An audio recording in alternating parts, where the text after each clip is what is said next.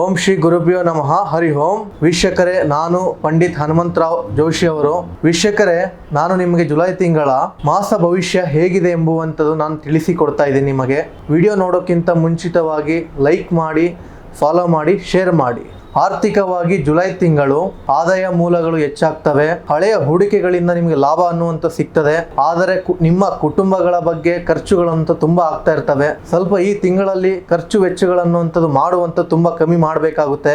ನಿಮಗೆ ಜುಲೈ ತಿಂಗಳ ಒಂದು ಕೊನೆಯ ಭಾಗದಲ್ಲಿ ಹಣಕಾಸಿನ ಶುಭ ಫಲಗಳನ್ನುವಂತೂ ನಿಮಗೆ ಬಹಳ ಸಿಗ್ತವೆ. ಉದ್ಯೋಗ ಇರುವಂತ ವ್ಯಕ್ತಿಗಳಿಗೆ ಹೊಸ ಅವಕಾಶಗಳಂತೂ ಸಿಗ್ತವೆ. ನಿಮ್ಮ ಕೆಲಸದ ಸಾಮರ್ಥ್ಯವನ್ನು ಹಿರಿಯರು ಗುರುತಿಸುತ್ತಾರೆ. ಸಂಬಳ ಹೆಚ್ಚಾಗುವಂತ ವಿಚಾರಗಳಲ್ಲಿ ಜುಲೈ ತಿಂಗಳಲ್ಲಿ ಶುಭ ಸುದ್ದಿ ಎಂಬುವಂತಹ ಕಾಣ್ತೀರಾ. ಸರ್ಕಾರಿ ಉದ್ಯೋಗ ವಿಚಾರಗಳಲ್ಲಿ ಯಾರಾದ್ರೂ ಪ್ರಯತ್ನ ಅನ್ನೋದು ಮಾಡ್ತಾ ಇದ್ರೆ ಈ ತಿಂಗಳಲ್ಲಿ ಒಳ್ಳೆಯ ದಿನಗಳನ್ನು ಇದಾವೆ. ವ್ಯಾಪಾರದಲ್ಲಿ ಹೊಸ ಸಂಪರ್ಕ ಅನ್ನುವಂಥದ್ದು ಕಾಣ್ತವೆ. ಪಾರ್ಟ್ನರ್ಶಿಪ್ ವಿಚಾರಗಳಲ್ಲಿ ನಂಬಿಕೆ ತುಂಬಾ ಮುಖ್ಯವಾಗಿರುತ್ತವೆ.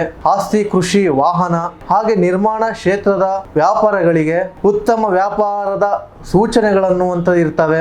ಇನ್ನು ಕುಟುಂಬ ವಿಚಾರದಲ್ಲಿ ಸಂತೋಷ ಹಾಗೂ ಶಾಂತಿ ವಿಚಾರ ಅನ್ನೋದು ತುಂಬಾ ಕಾಣ್ತವೆ. ದಾಂಪತ್ಯ ಜೀವನದಲ್ಲಿ ಪರಸ್ಪರ ಹೊಂದಾಣಿಕೆ ಅಗತ್ಯ.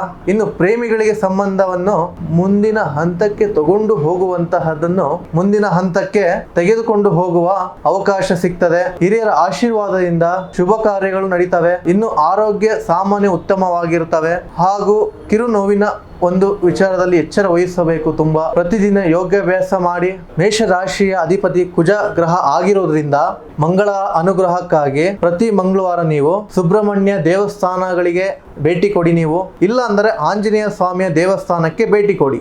ಓಂ ಅಂಗಾರಕಾಯ ನಮಃ ಈ ಮಂತ್ರವನ್ನು ನೀವು 108 ಬಾರಿ ಜಪವನ್ನು ಮಾಡಿ. ಮಂಗಳವಾರ ಕೆಂಪು ಹೂವು ಅನ್ನೋದು ದೇವರಿಗೆ ಅರ್ಪಿಸಿ. ಬಡವರಿಗೆ ಕೆಂಪು ಬಣ್ಣದ ಆಹಾರ ಪದಾರ್ಥವನ್ನು ದಾನವನ್ನು ಮಾಡಿ. ನೀವು ಹನುಮಾನ್ ಚಾಲೀಸ್ ಪಾರಾಯಣ ಮಾಡಿದ್ರೆ ಶುಭ ಫಲ ತುಂಬಾ ಹೆಚ್ಚಾಗ್ತದೆ. ನೋಡಿದ್ರಲ್ಲ ವೀಕ್ಷಕರೇ, ಇದಾಗಿತ್ತು ಮೇಷರಾಶಿಯವರ ಜುಲೈ ತಿಂಗಳ ಮಾಸ ಭವಿಷ್ಯ. ಈ ವಿಡಿಯೋವನ್ನು ನಿಮಗೆ ಇಷ್ಟ ಆಗಿದ್ರೆ ಲೈಕ್ ಮಾಡಿ, ಶೇರ್ ಮಾಡಿ, ಫಾಲೋ ಮಾಡಿ. ಹಾಗಿದ್ದರೆ ನಿಮ್ಮ ಜೀವನದಲ್ಲಿ ಏನೇ ಒಂದು ಸಮಸ್ಯೆಗಳನ್ನು ಇದ್ದರೆ ನಮಗೆ ದೂರವಾಣಿ ಸಂಖ್ಯೆಗೆ ಕರೆ ಮಾಡಿ ಹಾಗೂ ವಾಟ್ಸಪ್ ಮಾಡಿ. ಧನ್ಯವಾದಗಳು.